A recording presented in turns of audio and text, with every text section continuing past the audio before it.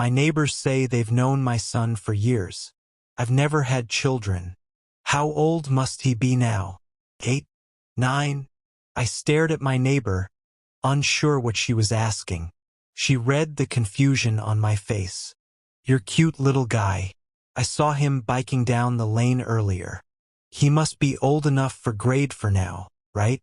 Mrs. Babbage was a bit on the older side, but I never thought she had shown signs of dementia. Not until now. I wasn't exactly sure what to say. She proceeded to stare at me, tilting her head, as if I was the one misremembering. I awkwardly opened my mouth. Oh, right. My little guy. She brightened. Yes, he must be in grade 4, right? Sure. Yes, he is. What a cute little guy, she said, and returned to watering her flowers. It was an odd, slightly sad moment. I wondered if her husband had seen glimmers of this too. I could only hope that this was a momentary blip and not the sign of anything Alzheimer's related. I took the rest of my groceries out of my car and entered home. I had a long day of teaching, and I just wanted to sit back, unwind, and watch something light on TV. But as soon as I took off my first shoe, I smelled it. Something burning on the stove. Something burning with lots of cheese on it. The hell? I dashed over to the kitchen and almost fell down. Partially because I was wearing only one shoe, but also because there was a scrawny little boy frying Kraft dinner. I let out a half scream, but very quickly I composed myself into the same assertive adult who taught at a university. What? Excuse me. Who are you? What are you doing here? The boy's blonde, willow-like hair whipped around his face as he looked at me with equal surprise. Papa, what do you mean? I'm here. I'm here. He was a scared, confused child, and I couldn't quite place the bizarre inflection of his words. Do you want some KD, Papa? Have some. Have some.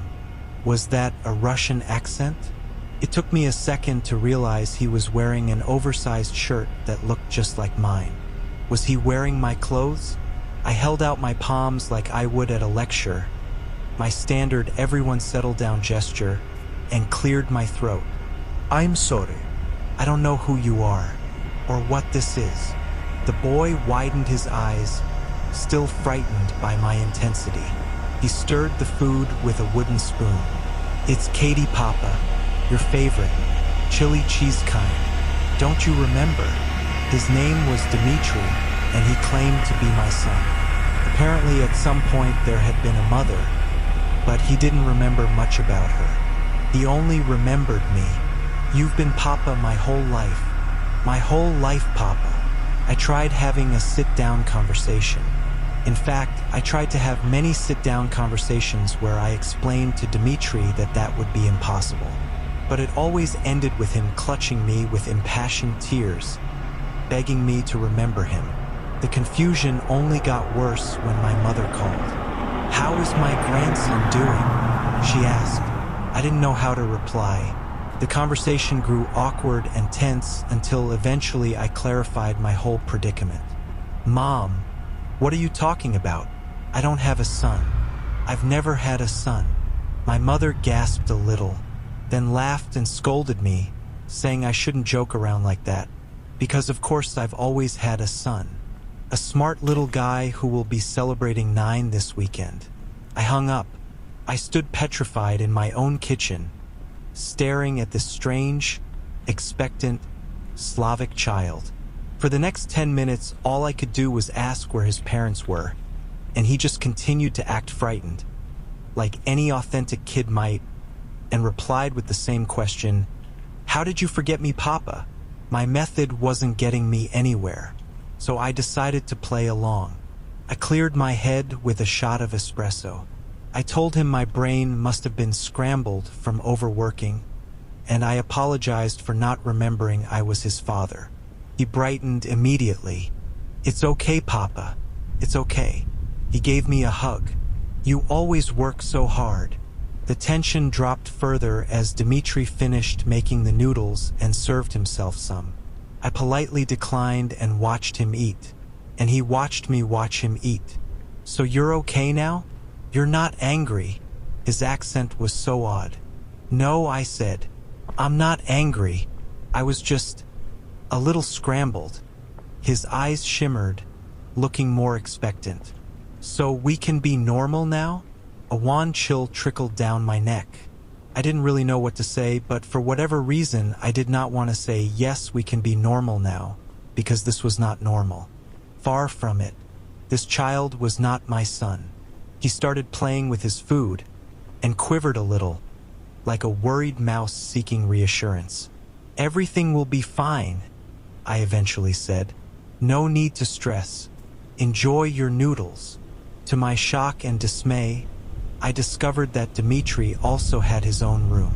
My home office had somehow been replaced by a barren, clay-walled chamber filled with linen curtains, old wooden toys, and a simple bed. The smell of bread and earth wafted throughout. I watched him play with his blocks and spinning tops for about half an hour before he started to yawn and say he wanted to go to sleep. It was the strangest thing, tucking him in. He didn't want to switch to pajamas or anything. He just sort of hopped into his straw bed and asked me to hold his hand. Dimitri's fingers were cold, slightly clammy little things. It was very bizarre comforting him like my own son, but it appeared to work. He softened and lay still. He didn't ask for any lullaby or bedtime story. He just wanted to hold my hand for a minute. Thank you, Papa. I'm so glad you're here. So glad you can be my Papa. Good night. I inched my way out of the room and watched him through the crack of his door. At about 9:30, he gave small, childlike snores. He had fallen asleep. Cautiously, I called Pat, my coworker with whom I shared close contact. She had the same reaction as my mother. Harlan, of course you have a son. From your marriage to Svetlana. My marriage to who? You met her in Moscow, when you were touring Europe. It was true that I had guest lectured 15 years ago across the UK, Germany, and Russia. I was awarded a grant for it. But I only stayed in Moscow for 3 days. I never met anyone named Svetlana. Don't be weird, Harlan. Come on. Pat's conviction was very disturbing. You and Svetlana were together for many years. We were? How many? Look, I know the divorce was hard, but you shouldn't pretend your ex-wife doesn't exist. I'm not pretending. I'm being serious. I don't remember her. Then get some sleep. I sipped on my second espresso of the night. But I have slept. I'm fine. Well then I don't get what this joke is. Knock it off. It's creepy. I'm not joking. I'll see you tomorrow for the birthday. Birthday? Yes, your son's birthday. Jesus Christ. Good night, Harlan. Get some sleep. I didn't sleep that night.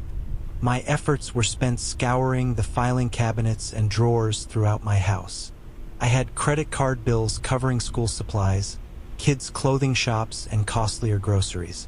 I even had pictures of Dmitri hung around the walls from various ages. It's like everything was conforming to this new reality. The harder I looked for clues to disprove my fatherhood, the more evidence I found confirming it. It was Dmitri who woke me up off the living room couch and said Uncle Boris was here. Uncle Boris? I peeked through the window and could see a very large blonde man smiling back at me. Behind him was a gaggle of other relatives, all speaking Russian to each other. Hello, Harlan.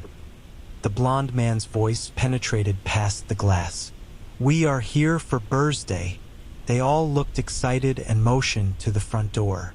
They were all wearing tunics and leggings. Traditional birthday clothes or something. I was completely floored. I didn't know what to do, so I just sort of nodded and subtly slinked back into my kitchen. Dmitri came to pull at my arm. Come on, Papa. We have to let them in. I don't know any of them. Yes, you do, Papa. It's Uncle Boris. It's Uncle Boris. I yanked my hand away. It was one thing to pretend I was this kid's dad for a night, It was quite another to let a group of strangers into my house first thing in the morning. Dmitri frowned. "I'll open the door." "Wait, hold on." I grabbed Dmitri's shoulder. He turned away. "Let go." I tried to pull him back, but then he dragged me into the living room again. Our struggle was on display for everyone outside. Boris looked at me with saucer eyes. Dmitri pulled harder, and I had no choice but to pull harder back. The boy hit his head on a table as he fell. Boris yelled something in Russian.